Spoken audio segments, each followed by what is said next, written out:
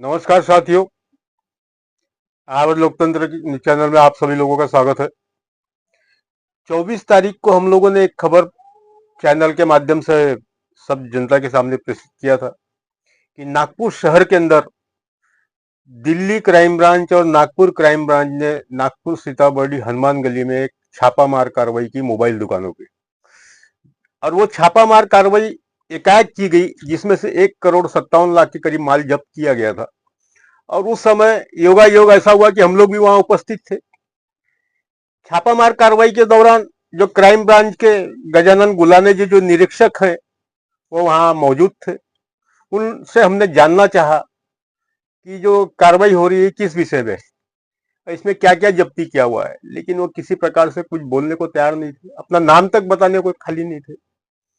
लेकिन फिर भी वहां चर्चाएं जो थी काफी गर्म थी, काफी भीड़ इकट्ठा हो गई थी। तब समझ में आ गया कि भैया ये एप्पल कंपनी के जो मोबाइल है उसके ऊपर में कार्रवाई की जा रही है। कुछ ऐसे सीरीज जो होती हैं वो डुप्लीकेट मार्केट में बेची जा रही है, जिनके दुकानों पे उपलब्ध थी, उसके ऊपर में इन्होंने छापामार कार्रवाई करके माल जब्त किया। और वो जो माल जब्त किया है, जिसमें धनतोली पुलिस थाना के अंतर्गत आने वाली दुकान है एलएमजी नामक दुकान, जो नावेद अहमद करके है, उनकी दुकान पे पहली कार्रवाई हुई।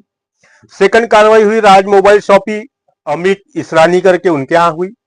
तीसरी कार्रवाई हुई नागनेल जी दुकान मालिक कल्याण सिंह के ऊपर में हुई। दिया मोबाइल के ऊपर में हुई प्रज्वल जरूरकर के ऊपर में। रामदेव मोबाइल एसेसरीज जे चौधरी करके, उनके यहाँ हुई। चामुंडा मोबाइल भीमराव चौधरी, उनके यहाँ हुई। और ये जो 6 दुकानें हैं, प्रत्येक दुकानों से 20 लाख के ऊपर करीब माल जब्त हुआ है।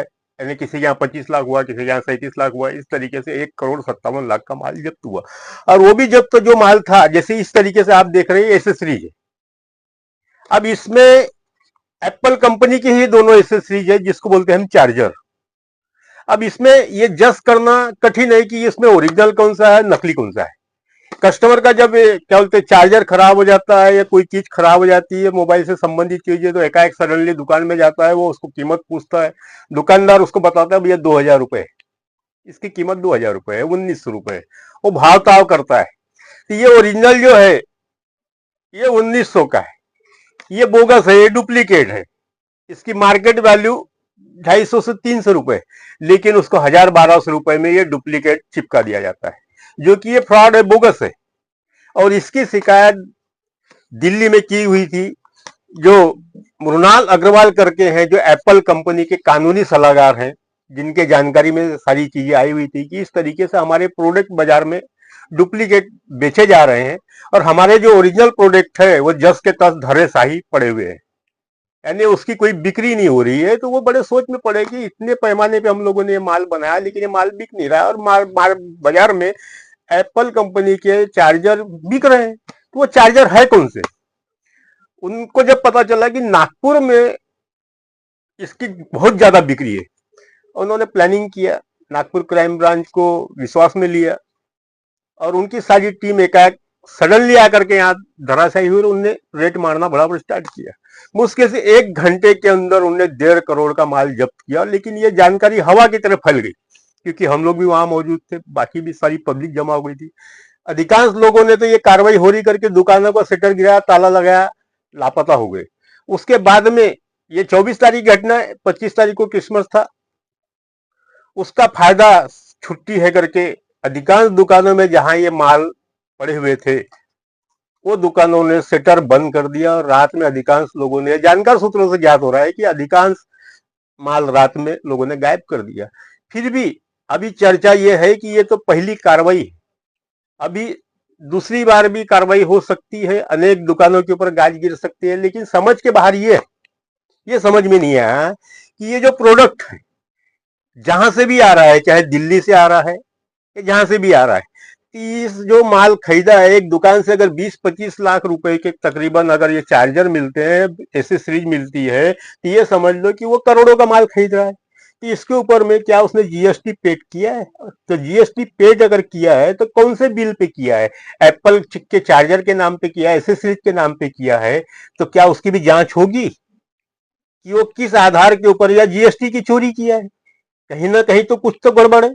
और उसके साथ साथ में जब ये चार्जर बन रहे हैं ये ओरिजिनल कंपनी जो बना रही है, ये डुप्लीकेट बन रहे हैं।